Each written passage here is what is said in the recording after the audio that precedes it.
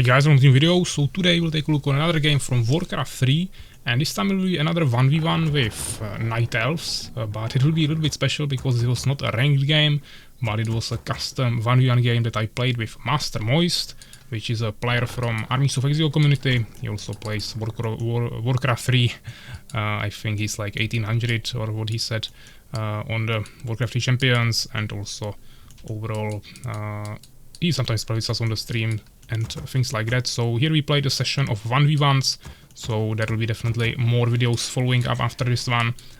It was a long time ago, so I don't really remember the games, so I just rather decided to take a look on all of them. But we will see how it goes. In this matchup he decided to go for Orcs, which I believe is his main race, and as I said, I'm playing with the Night Elves, going for the usual strategy with the Demon Hunter into Bears.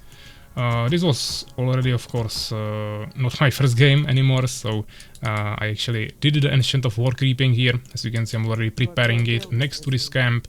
Maybe it could be even a little bit closer, but I think this will be fine, so we'll see how that will go. It was still really early, so maybe I will mess up here, but hopefully we will finish this camp. The main thing is to not lose the Ancient of War and ideally tank some damage with him. Also not last hit with the enemies, because then you don't get experience. But if you can manage all of these things, it should be kinda easy. So immediately queuing up an archer, preparing for that. My opponent is going for Farseer, preparing the barracks here, and also Voodoo Lounge, so probably expecting some grunts immediately, since he's not making War Mill together with the barracks. And he probably wants to buy some healing salves on the Voodoo Lounge for some healing of combat, which is the only way you can heal even with Orcs. So yeah, we pull with the archer, then we uproot the Ancient of War as they are coming, we start fighting them. We can also pick up a tree immediately, and my Demon Hunter comes out at the exact same time. In this game I actually decided to go for Immolation.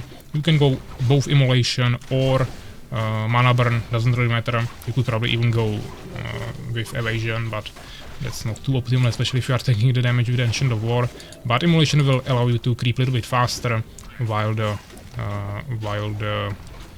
Mana Burn is of course better for harassing the enemy.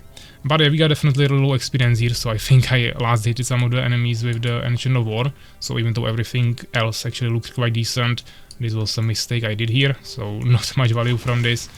But okay, we just continue with another camp, not much you can do about it, and we are immediately going for the tier 2. Our opponent is now actually a little bit ahead with experience, but after we finish this camp we will be ahead, but he still has this camp available, yeah, so we can get the experience later. But right now I'm actually a little bit more experienced here on the hero, almost level 2. He's also getting War Mill and second burrow. And a nice positioning here, yeah, trying to hide the burrows behind the other buildings, because they are kinda squishy in the beginning before you get the fortified armor for the spikes. But it's a really good defensive structure for the Orcs. And he's now going for these turtles in the middle, which I'm doing as well, basically mirroring him. And he's sending one Spirit Wolf, which is one of the summoned units from the Farseer, and he's sending it into my base with just move, not attack move, otherwise he would attack this archer. He's trying to scout me here, but I should finish this Moonwell before he can do some serious damage to it, and he's going immediately for my Wisps. So this is really annoying. It's not as bad as Blade Master Harassment, but it's still pretty nasty. So here I decided to just bring them on the other side and wait for the wolf to disappear ideally. And here my Demon Hunter comes, but yeah, I don't think we got a kill there. I'm also building a Hunter's Hall here to block it. As you can see, this is the building placement I decided to go for, so like 2 lines of buildings from both sides and a small entrance in the middle, so we can hide behind the buildings, still utilize the Moonwells. Maybe we can place one building here, Ancient of Lore or something. Then something more into front. Yeah, so I think this is maybe not the most optimal build order for this matchup, but it's not too bad, so I think we can work with that. Here you check my expansion, which is sometimes also a viable build order for Night Elves, to go for immediate expansion, but usually you do that with Keeper of the Grove, so since he saw the Demon Hunter, that wasn't really probable, but still okay to check for him. And he actually has another Spirit Wolf coming into my base.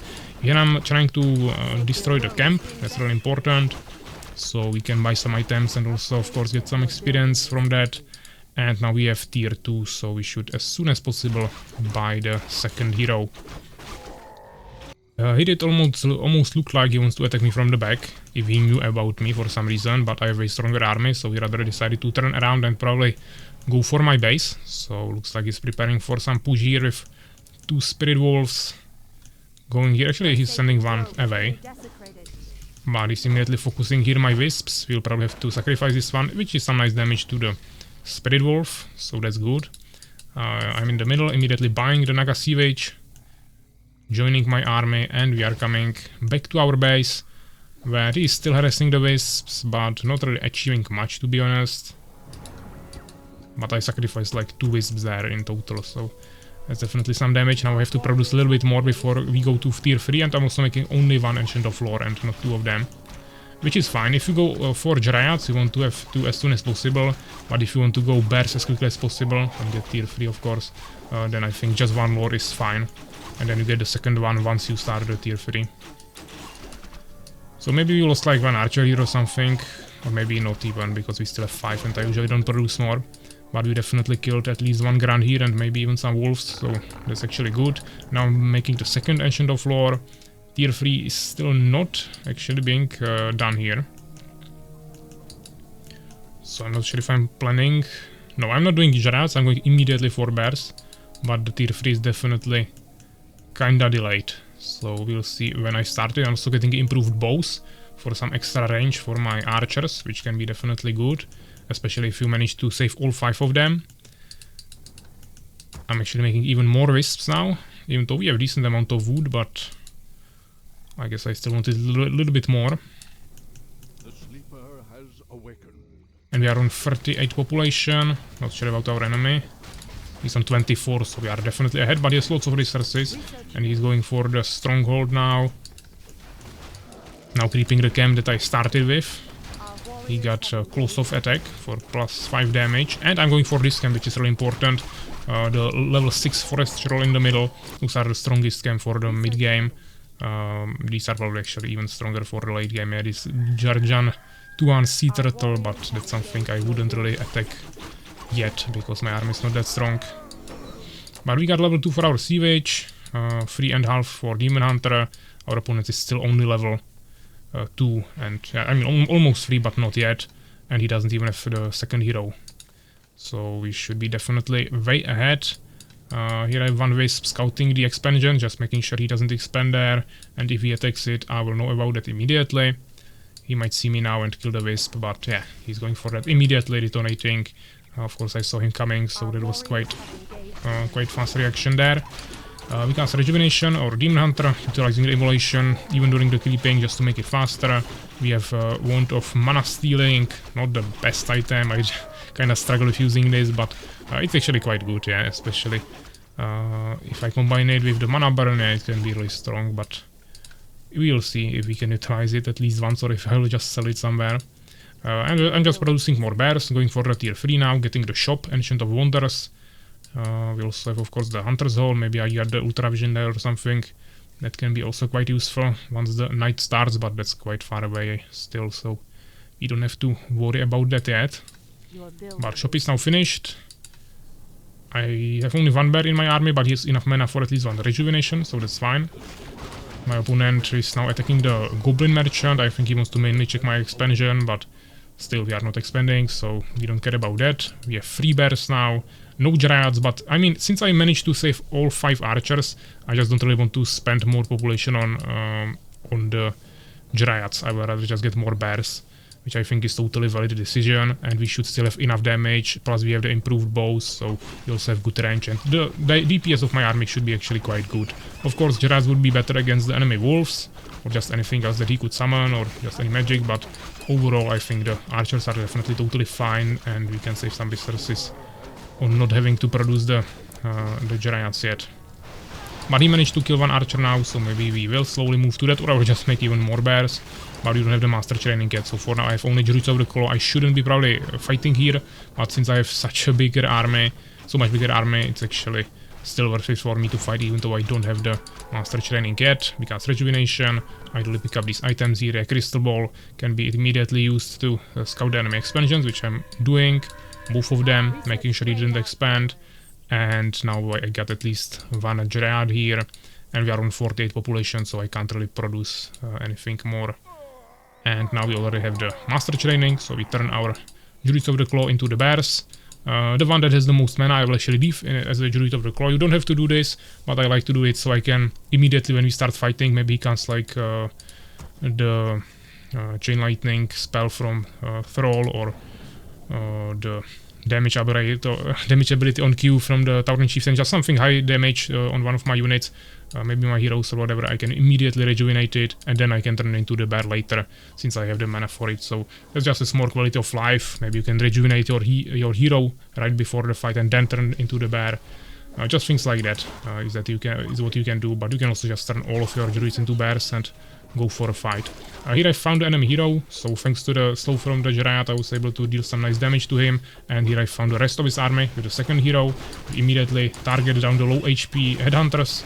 Those are really squishy. Raiders are also quite easy to kill, so we just pick the enemy units, pick them one by one, and we managed to kill like 3 units there maybe, while also damaging both of his heroes, so this was actually quite nice encounter.